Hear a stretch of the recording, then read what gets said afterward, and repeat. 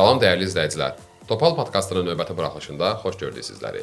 Bugünkü podkastımızda transfer siyasətindən, klubların etdiyi transferlərdən, dünyada, Azərbaycanda baş verən transfer dəyişikliklərindən danışacağıq. Həmişə olduğu kimi bu gün də tək deyiləm. Bu mövzunu Həsənlə, həmçinin Təhməzlə birlikdə müzakirə edəcəyik. Hər ikiniz xoş gəlmisiniz. Təşəkkür edirəm ki, məni burada tək qoymamısınız. Ümumiyyətlə transfer siyasəti fikir verirsinizsə getdikcə, mövsüm dəyişdikcə, elə Avropada da, Azərbaycanda da dəyişir. Düzdür, Azərbaycanda dəyişməyi bir tərəfdən müsbətdir. Məsələn, baxırıq ki, Qarabağ Celtic 6 milyon oyuncu satır. İndi 6 milyon deyilir rəqəm təbii yüksək məbləğdir. İndi bilmirik tam olaraq nə qədər. İndi 6 milyon mediada yazılan deyirik. Eyni zamanda baxırıq ki, Sabah da oradan geri qalmadı. Bazelə Maluda getdi, Bazelə və Təhməz bilirəm ki, Maluda sənin çox sevdiyin bir futbolçu idi. Nə deyə bilərsən bu barədə, nə fikirləşirsən? Yəni bu biraz Azərbaycandakı transfer siyasətindən danışaq. Düzdür, digər klublarımız da var. Yenə təəssüflər olsun kəndinə olaraq indi ad çəkməyəcəm. Bəzi klublarımız Braziliyanın 3-cü liqasından, 2-ci liqasından, həm Portuqaliyanın 4-cü liqasından futbolçular gətirirlər ki, bu nəyə yarayacaq bilmirəm. Görək, gözləyək. Məncə o Portuqaliyanın 2-ci liqasından, belə də orta Avropa klublarından transferlər işə yarayacaq. Nə baxımdan? Bunu məsələn Qarabağın timsalında biz görmüşük.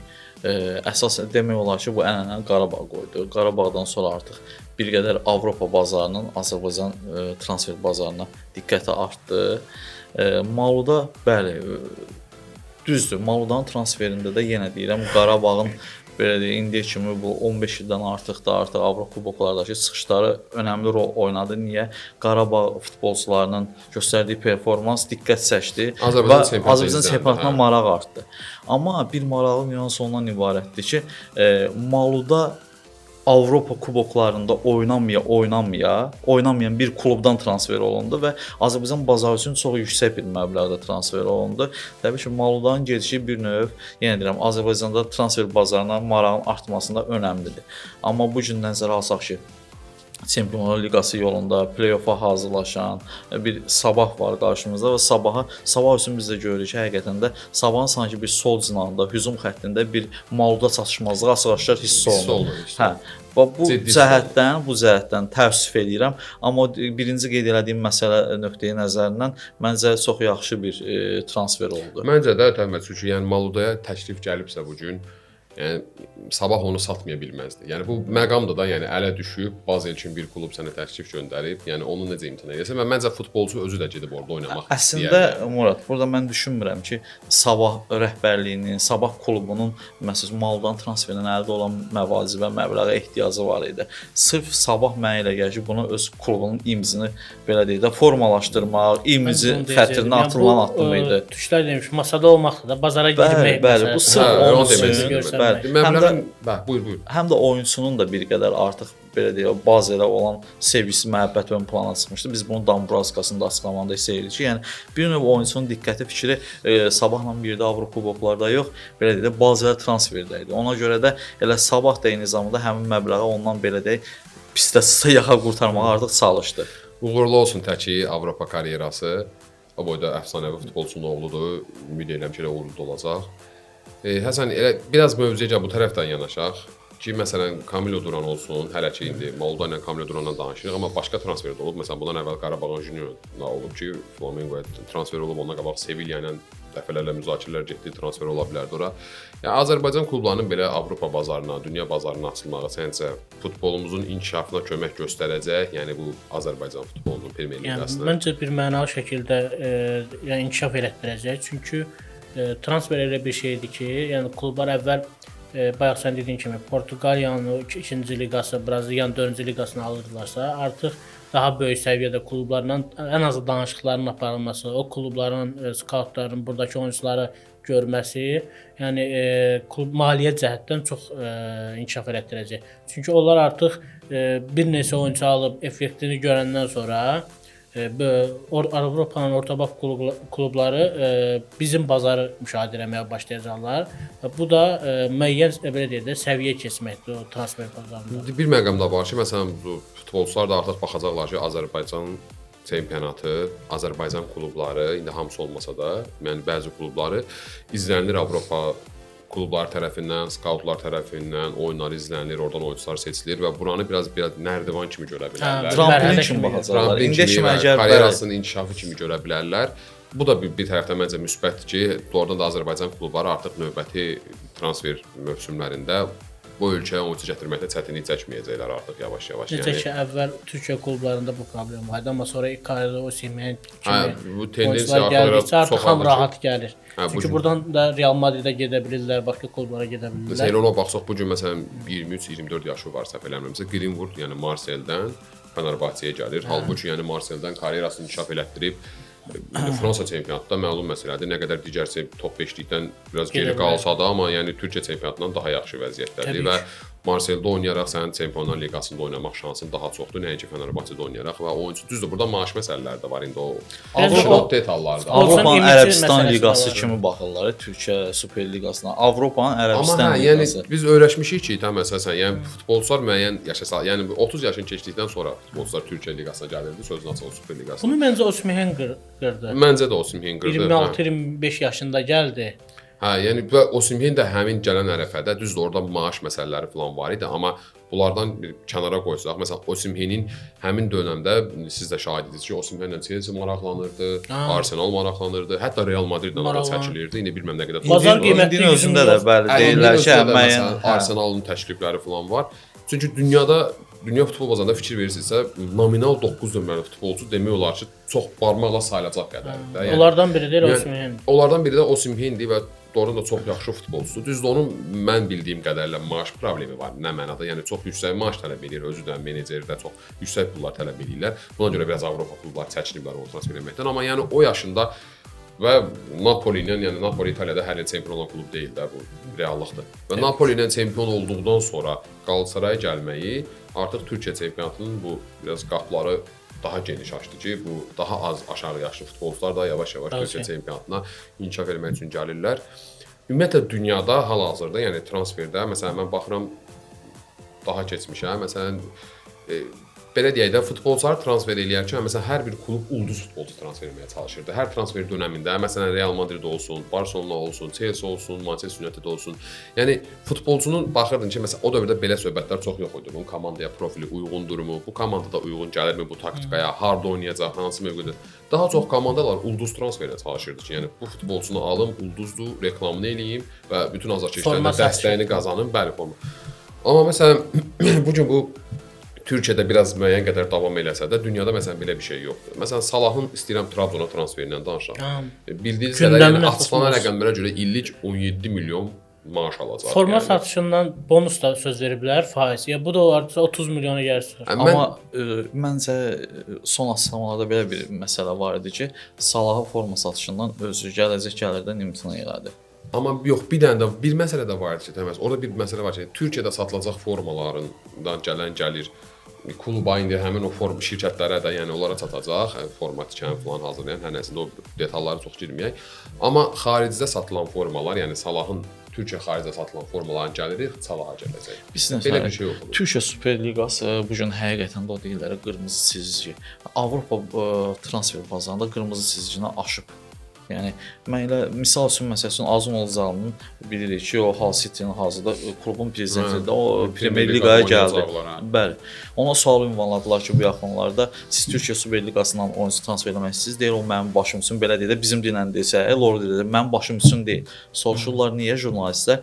Deyir çünki orada məsəl üçün bizim 4 nəhəngimizin Fenerbahçe, Qalatasaray, Trabzon, Beşiktaş nəzərdə tutulur. Onlardan yəni oyunçuların məvazibi 4, 5, 6 milyon arasında dəyişir illik. Maaşı yəni. Deyir, bəli, maaşı.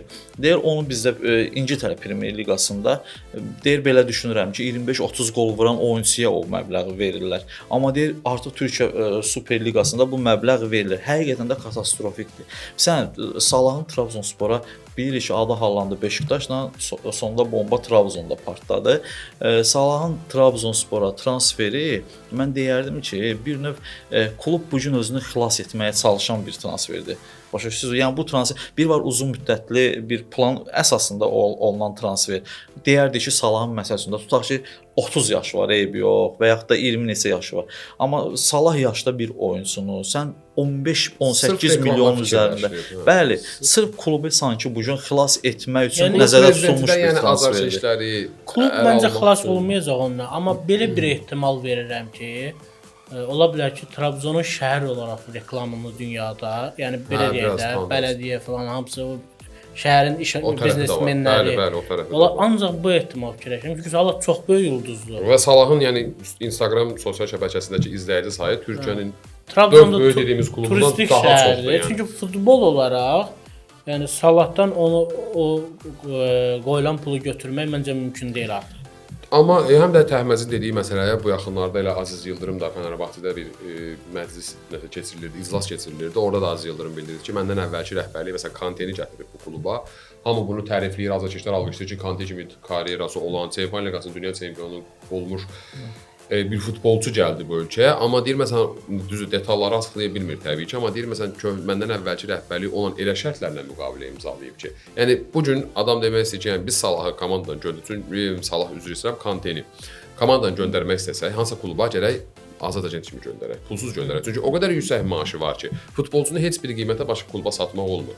Klub təklif göndərir, sən razılaşırsan, amma futbolçunun maaşı o qədər yüksəkdir ki, təklif göndərən klub o maaşı qarşılamaq istəmir. Çünki Kantenin də artıq 34-35 yaşı var, yəni Türkiyə futbolçuları onsuz maaşa görə gedir. Hə, yəni bayaq Təhməz dediyi sözü də o tərəfdən haqq verirəm ki, yəni o qədər yüksək katastrofik rəqəmlər var ki, ortada. Yəni bir də liqanın və klubların potensialı da o deyil. Yəni nə uğur qazanırlar ki, yəni Manchester City qədər eyni maaşı verirsən, amma Çempionlar Liqasına çıxamırsan, Trabzon deyirəm məsələn.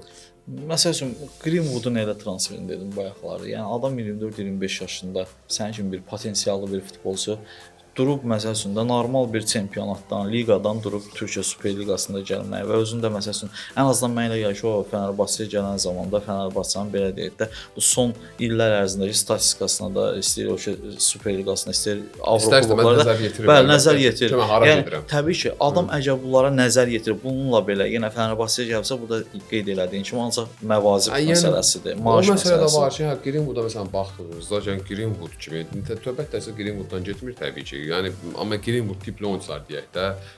Məsələn baxırsan ki, rahatlıqla İngiltərə Premyer Liqasının demirəm yəni yüksək Manchester City-də yox məsəl üçün. Yox, amma ortabab klublarında Gəlsən United-da oynayıb, əvvəl oynayıb. Yəni oynaya biləcək potensiala sahib oyunçudur. Yaxud İspaniya La Liqasında adam İtaliyada çox rahat oynaya bilər. Bəli, İtaliya çempionatında və bu gün fiaskoda oldu. Onun bir balaca image məsələsi var. Biraz orada bəzi məsələlər olmuşdu. Qadına şiddətlə bağlı, deyəsən həyat yoldaşına şiddət göstərmişdi. Onunla bağlı elə o gündəmə düşmüşdü. Müəyyən müddət futboldan kənar qaldı, uzaq qaldı.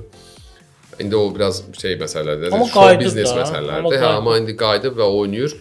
Yəni indi onun timsalından elə keçsək, dediyimiz kimi məsələn İtaliya futbolu bu dəqiqə çöküşdədir. Konkret olaraq çöküşdədir. Çünki transfer edə bilmirlər. Məsələn Inter klubu bu dəqiqə yəni sağ cinah müdafiəçisi axtarır. Çünki onlar 3-4-3 taktikasını oynayır. Yəni sağ wingback axtarırlar. Təsəvvür edin ki, o gün Milana qarşı oyunda səhv eləmirəmsə, Christian Chivu, yəni baş məşqçi hücumçunu oynadırdı, yəni sağ cinahda da. Çünki adam tapa bilmirlər. Dumfries də getdi Reala. Yəni adamlar transfer eləyə bilmirlər. Çünki nə o məbləğləri qarşılaya bilmirlər, nə o maaşları qarşılaya bilmirlər. Yəni bu dəqiqə deyil artıq. Türkiyə çempionatı İtaliya çempionatından daha varlı bir çempionat halına çevrilib. Maraqlı məsələ bilirsiz nədir? O hücumçunun sağ cinahda oynadılması məsələsi var. Bu gün məvazib məsələsi o qədər ön plana çıxıb ki, yəni məsələn İtaliyada maliyyə baxımından bir fiasko yaşanır. İngiltərə Premyer Liqasında bəli ondan fərqlidir vəziyyət və məsələn 5-liyə baxanda yəni belə deyək də aşağı-yuxarı çox fərqlər hiss olunur. Aşağı yəni Premyer Liqa uçub. Bəli. Ona görə də Murad, mən elə gəlir ki, artıq biz bu yaxınlarda bir futbol funksionerləri ilə də söhbətimizdə belə bir məsələ vardı. Bu gün komandalar, klublar, məşqçilər rotasiyaya belə deyim, meyilli olan oyunçulara daha çox üstünlük verirlər. Sırf belə deyim, nominal forvar, bəli, bir futbolçunu alıb onu 3-4 mövqedə oynada biləcəyi oyunçulara üstünlük verirlər. Bu da bir sənədə o maliyyə sıxıntısı məsələsindən bir növ yaxa qurtarmaq üçün nəzərdə tutulur. Alır elə oyunçunu tutar ki, sağ cinahda tutun müdafiəçisi zədələnib, onu fikirləşir ki, mən həmin mövqedə də oynada biləcəm rahatlıqla. Yəni sırf o amma bir də var məsələn həmin o mövqeyə tutaq ki də transfer dəyəri 15-20 milyonluq bir futbolçudur. Əlavə belə deyək də xərc çəkmədən rotasiya edə biləcəyi rahatlıqla bir oyunçunu transfer edib bir qədər bu maliyyə sıxıntısından vəziyyətdən çıxmağa çalışırlar. Hə, amma dediyin kimi maliyyə sıxıntı vəziyyətdən çıxmağa Vəziyyətdən çalışırlar. Yəni ona görə deyirəm də, bəzi klublar bu gün özünü xilas etmək üçün yollar axtarırlar. Razıyam Rəhməz və Həsən, məncə sən də razılaşarsan ki, məsələ bunun nəticəsidir ki, futbolda təbii ki, nə qədər biz desək də oyunçunun performansı yaxşı, belə oyun falan oyun, amma pul, maliyyə böyük önəm daşıyır. Yəni bunu Manchester City-nin timsalında görürük, bunun PSG-nin timsalında gördük, bunun yeri gəldə Chelsea-nin timsalında görmüşük. Yəni bu gün məsələn Chelsea Xabi Alonso gələndən sonra komandaya müəyyən qədər komanda dəyişiklik etdi, amma bu günə qədər yəni Chelsea balans yaradırlar indi. Hə, yəni bütün gənc futbolçuları böyük məbləğlər qarşısında transfer edirlər. Və artıq yenə deyək, bunun da nəticəsində məsələn Almaniya klubları, İtaliya klubları, Fransadan PSG-nin çıxmaq şərti ilə digər klublar, eyni zamanda İspaniyada da artıq bunlardan çox geri qalırlar və bunun da nəticəsidir ki, məsələn Çempionlar Liqasında yaxud Avrokubok oyunlarında demək olar ki, finallarda həmişə birincisi olur, yəni finalda ikincisi olur və bu da əslində qınalası deyil. Məsələn İtaliyada Juventus olsun, Milan olsun, Inter olsun, Roma olsun. Əvvəlki dövrlərində deyirlər. Deyirlər və maliyyə vəziyyətdə istər-istəməz onlara imkan vermir ki, böyük transferlər eləsinlər. Məsələn Chelsea bu gün 3 il ərzində artıq 3 dəfə transfer rekordu qırıb da. Yəni qapıçılar içərisində ən baha Kepa Arrizabalaga bu dəqiqə hardadır? Yəni Arsenalın ehtiyatında.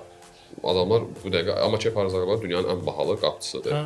Ən çox pul 80 milyondan çox pul vermişlər yəni o adama. Ondan sonra Morgan Rodgers'i aldılar, məsələn bir dəqiqə rekord qırdılar. Ondan əvvəl Moises Caicedo'nu rekord məbləğə alıb rekord qırmışlar. Ondan da əvvəl Enzo Fernandez'i alıb, yəni bu qədər rahatlıqla transfer edirlər. Düzdür indi Xabi Alonso'nun bilmirəm orada nə qədər uğurlu olacaq, yaxud olmayacaq, rəhbərlik nə qədər icazə verəcək. Çünki hamı bilir ki, Chelsea rəhbərliyi çox qarışıq. Mənim ehtimalım budur ki, Xabi Alonso biraz toparlayacaq. Çünki belə deyək də, indiyənə kimi son dövrlərdə bir uğur olmayan komandaya gedib və lazım olan bazası var, cavan oyunçulardır. Realda əsas problemi nə idi? Ego məsələsi idi. Chelsea-də elə bir oyunçu yoxdur ki, Xabi Alonso'nun belə deyək də, egosu daha yüksək olsun Xabi Alonso'dan. Və gəlib desin ki, mən Mbappe səviyyəsində oyunçu yoxdur, mən ulduzam, sən dediyindən oturub durmuram. Ona görə müəyyən bir səliqəyə salacaq məncə. Nə qədər uğurlu olacaq, hansı səviyyədə olmuyor, amma müəyyən bir düzəlişlər eləyəcək. Gələndən sonra verdiyi bu iki qərarı istəyirəm müzakirə eləyək. Məsələn, komandaya gəldi və komandaya gələrkən müqavilə əsas tələbi transfer məsələsində əsas söz sahibi olmaqdır. Təbii ki, orada skautların da məsləhətinə qulaq asır, oyunçu axtarışına falan, amma əsas söz sahibi olmaq istədi və əsas söz sahibi olandan sonra artıq 4-5 ildən sonra Chelsea 30 yaş üstü oyunçu aldı və bu da kim idi? 35 yaşlı Welbeck, 36 yaşlı Henderson. Təbii ki, karyeralarında indi Welbeck'in o qədər də olmasa, amma Hendersonun çox qəşəng karyerası olub, Liverpoolda illərlə kapitanlıq eləyib. Amma sizcə bu oyunçuların bu yaşda alınmağına təməzzül sənin fikrin maraqlıdır ki, yəni nə səbəbə aldı ki bu futbolçuları komandaya? Sizə hər bir məşqçinin özünün oyun sistemi var. Hər bir məşqçi bir komandanın quranda təkcə oyun sisteminə əlavə o onu idarə etmək üçün yollarını axtarır. Mənə elə gəlir ki, sırf belə deyək də, Xabi Alonso Chelsea-ni idarə etmək, komandanı əlində saxlamaq məqsədi ilə, bəli, bu təcrübəli oynatmaq üçün almayıb. Bəli, milli səviyyəsində oynamış, milli təcrübəsi belə olan, İngiltərə Premyer Liqasını kifayət qədər yaxşı bilən iki təcrübəli oyunçunu belə özünə bir növ köməkçi kimi gətirdi eyni zamanda ki, komandanın rahat idarə olunmasında onların köməyindən, onların təcrübəsindən yararlansın.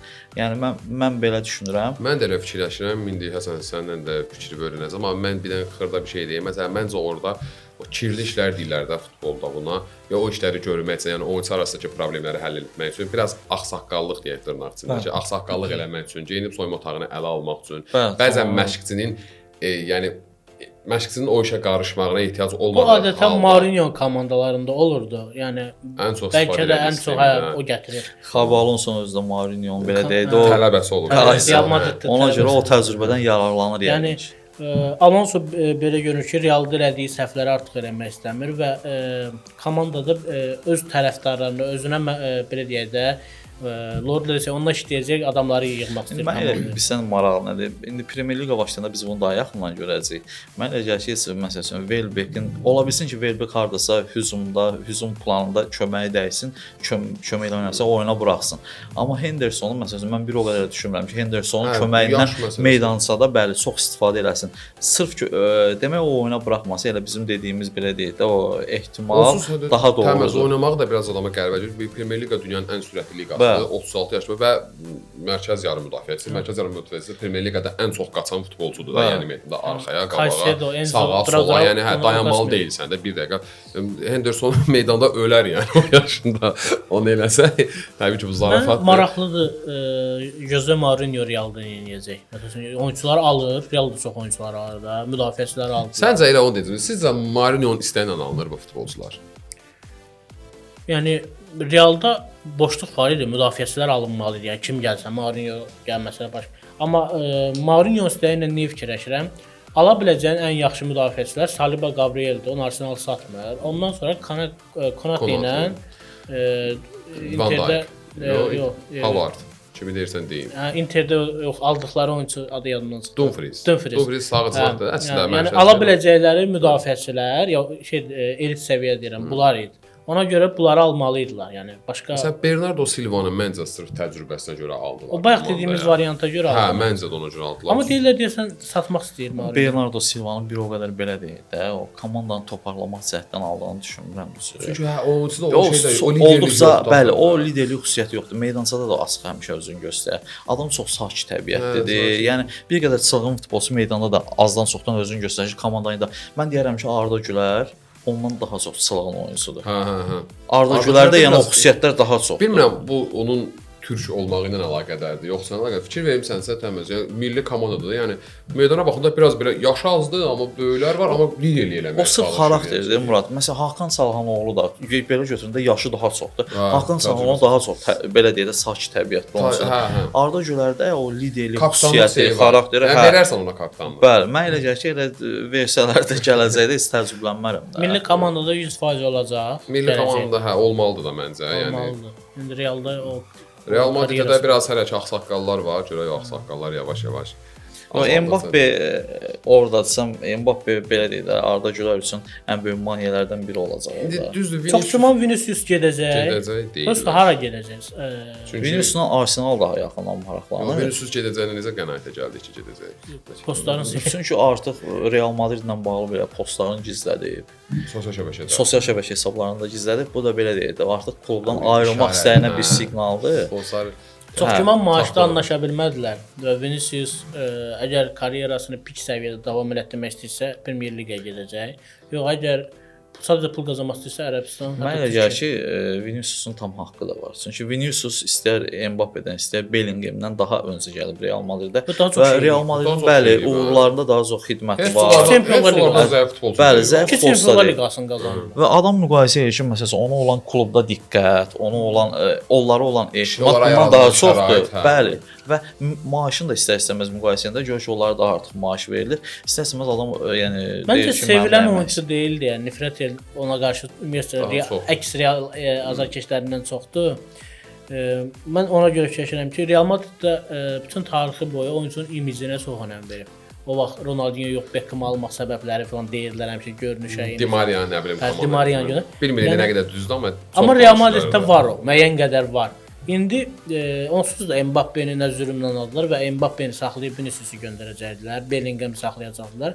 Amma azar ki Vinicius'a qarşı olan nifrəti məncə Real Madrid arada qalıb ki, bu oyunçu belə deyək də etibar edib uzun müddət üzərində heyət quracağımız oyunçu deyil. Vinicius əgər məncə İngiltərə Premier Liqasına getsə ən düzgün qərar verəcək. Arsenal maraqlanırdı. Yəqin ki, Arsenal üçün də bir fürsət düşdü. Sürətli oyunçudur. Sağda Sako, solda Vinicius məncə çox Premier Liqada çox rahat oynayar məncə Vinicius. Yəni ora uyğun futbolçudur. Eyni zamanda bu yəqin ki, bu Real Madrid Leipzigdən bu Diamondeni ona görə almaq istəyir ki, yəqin ki, artıq Vinicius gözdən çıxardıblar, sırf ona görə o mövqeyə də transfer etmək istəyirlər. Çox güman ki, bəli. Sırf onu əvəz eləmək. Başqa əlavə edəcəyimiz bir şey yoxdursa. Barcelonadan Gordon aldılar. Hə, Gordon aldılar, bir də ADM-ni aldılar. ADM-ni illərdir gözləyirdim ki, böyük bir kluba transfer olsun, belə böyük bir sırayiş eləsin. Amma məncə Barcelona oyunçu deyil o. Flick öz sisteminə uyğun bildiyi oyunçudur o. Çünki bilirsən, Rafinha tez-tez zədələnir. Onda sanki zədə bir xroniki zədədir. Bəli, yəni 200 La Liga oyunu oynayır sonra zədələnir, olmur.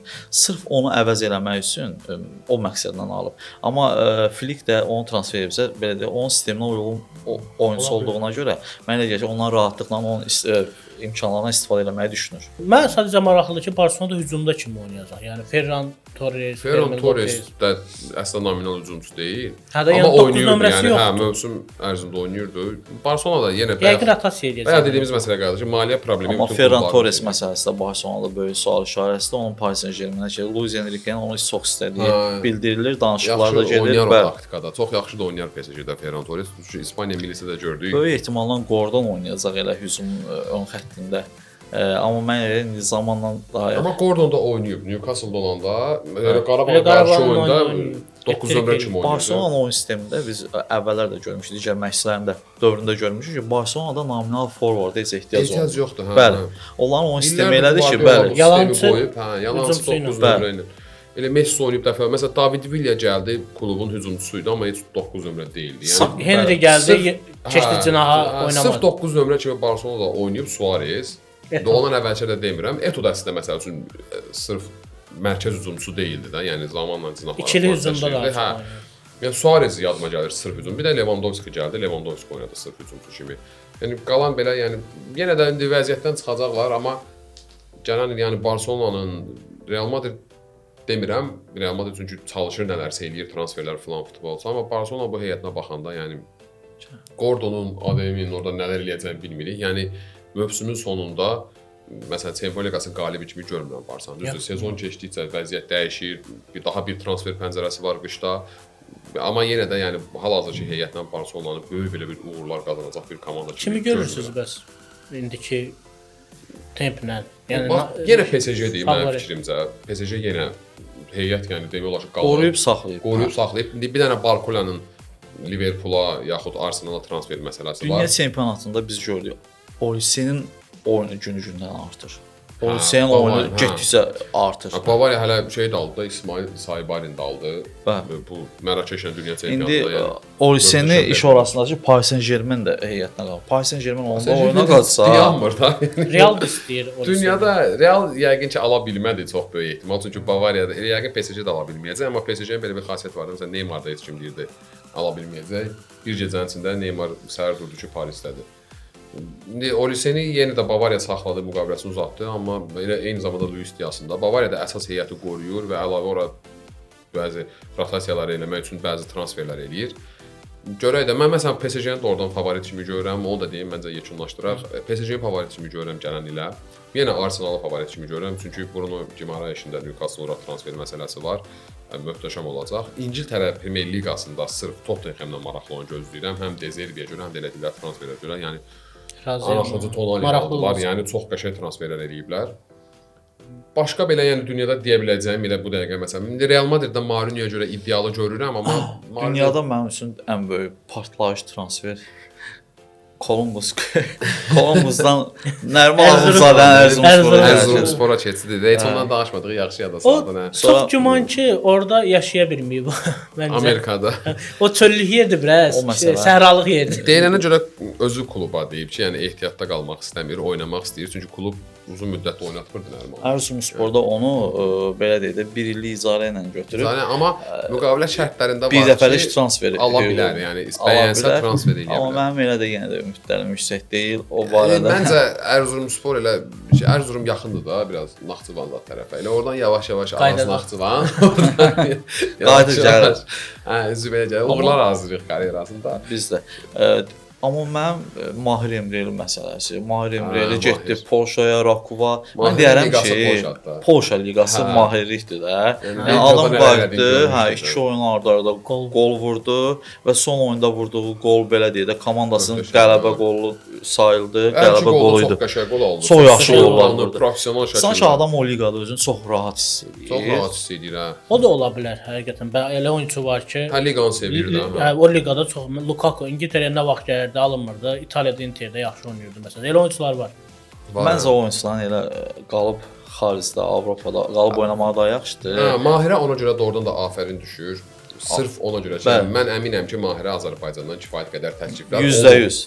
Və Mahir yenə də, yəni sona qədər mübarizə apardı ki, karyerasını Avropada davam elətdirsin, yəni ölkəyə qayıtmasın. İndi bəlkə də nə vaxtsa qayıdacaq müəyyən yaşdan sonra. Ona bir şey deyə bilmərəm. Amma ona görə də ona da təşəkkür düşür ki, yəni karyerasını həqiqətən də yəni Murad, bir dənə Avropada üz-üzü davam məqam elətdirdi. var. Onu mütləq qeyd eləməliyəm.